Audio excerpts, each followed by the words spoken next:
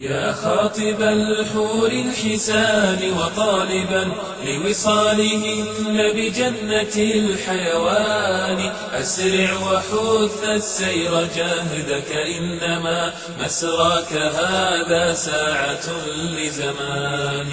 هي جنة طابت وطاب نعيمها، فنعيمها باق وليس بفان، وبناؤها اللبنات من ذهب وأخرى فضة نوعان مختلفان. سكانها أهل القيام مع الصيام وطيب الكلمات والإحسان، للعبد فيها خيمة من لؤلؤ قد جوفت، هي صنعة الرحمن. أنهارها في غير أخدود جرت، سبحان ممسكها عن الفيضان، من تحتهم تجري كما شاء مفجرة، وما للنهر من نقصان.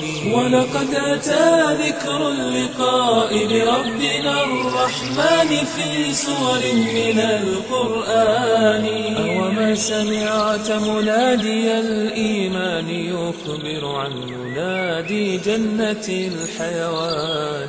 يا أهلها لكم لدى الرحمن وعد، وهو منجزه لكم بضمان. قالوا أما بيضت أوجهنا كذا، أعمالنا ثقلت في الميزان.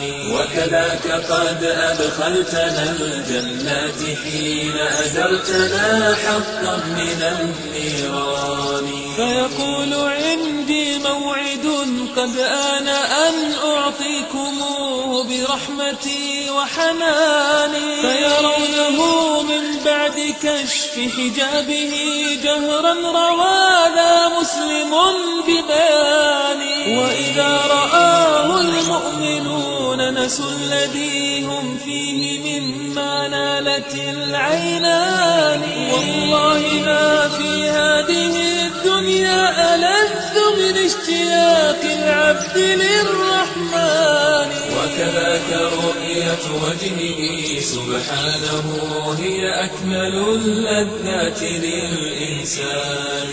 لله سوق قد أقامته الملائكة الكرام بكل ما إحسان، فيها الذي والله لا عين رأت كلا ولا سمعته